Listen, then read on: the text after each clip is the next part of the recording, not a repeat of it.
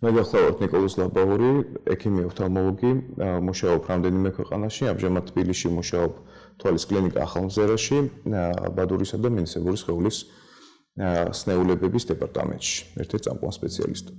როდესაც ვიყავი მე ჯერ კიდევ სკოლის ასაკში, ჩემ ოჯახის წევრებს შეექმნათ პრობლემა კონკრეტულად ხედულობასთან დაკავშირებით და მე ვნახე ის პროცესი, როდესაც მათ გაიარეს მკურნალობა და ის შედეგი, რაც შემდეგ ამ ადამიანებმა მიიღეს, რამაც მე ძალიან გამახარა და ჩემს ძალიან დიდი შთაბეჭდილება მოახდინა. ეს იყო ერთ-ერთი მიზეზი, თუ რატო ავრჩიე საერთოდ მედიცინა და შემდეგ კონკრეტულად ოფთალმოლოგია, ანუ დავხმარებოდი იმ ადამიანებს, რომელსაც აქვთ პრობლემა ხედულობასთან დაკავშირებით.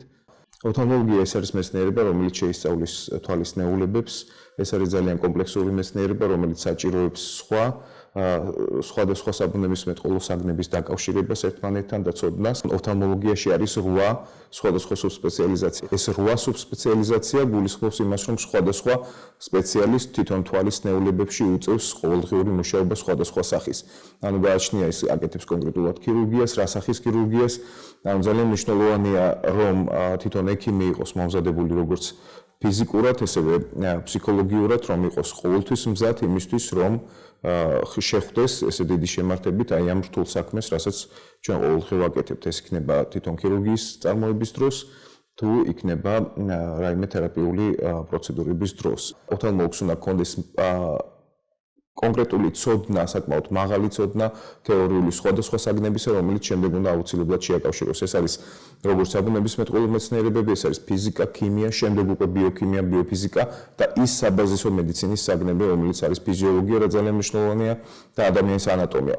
რთულია სინთეზის გაკეთება თეორიული ცოდნისა და პრაქტიკული გამოცდილების. გარდა ამისა, თუ ჩვენ ვლაპარაკობთ კონკრეტულად ქირურგიის და მიკროქირურგიის დარგზე, ძალიან მნიშვნელოვანია რომ კონდეს ექიმს ფსიქოლოგიური მომზადების და მზადყოფნის უნარი. ეს ძალიან მნიშვნელოვანია, რომ ფსიქოლოგიურად იყო ყოველდღე გაწონასწორებული, იმიტომ რომ ყოველდღე ჩვენ გვიწევს შეხვედრა სხვადასხვა როგორც მორალურად, ესევე ფიზიკურად სხვადასხვა მდგომარეობის პაციენტებთან და აბსოლუტურად ყოველი დღე უნდა იყოს ექიმისთვის ერთი და იგივე განწყობით, რათა მან შეასრულოს სტანდარტულად ის სამსახური, რომელიც შემდეგ აისახება მკურნალობის ეფექტებზე.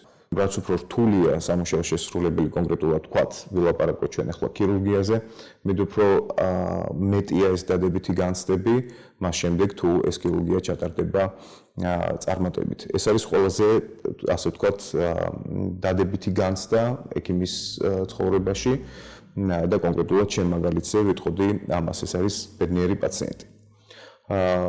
რა თქმა უნდა, აქვე უნდა აღინიშნოს ის, რომ იმდენად რამდენადაც მედიცინა ეს არის ძალიან რთული დარგი, ძალიან რთულად მისაღწევი და ძალიან რთულია, რომ ამ კონკრეტულ დარგში მიაღწევოდი წარმატებებს, შესაბამისად ვიტყვი, რომ ეს არის ძალიან მაღალანაზღაურებადი პროფესია.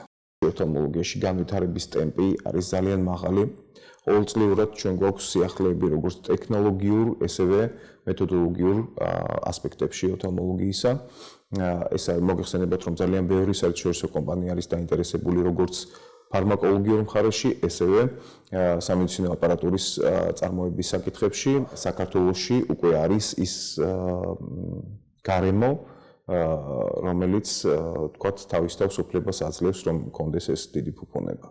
დღესდღეობით ოფთალმოლოგია როგორც მეცნიერება დგას ძალიან მაღალი განვითარების საფეხურზე და დღესდღეობით შესაძლებელია განიკურნოს ძალიან ბევრი დაავადება, რომელიც შეუძლებელი იყო 5 წლის წინ.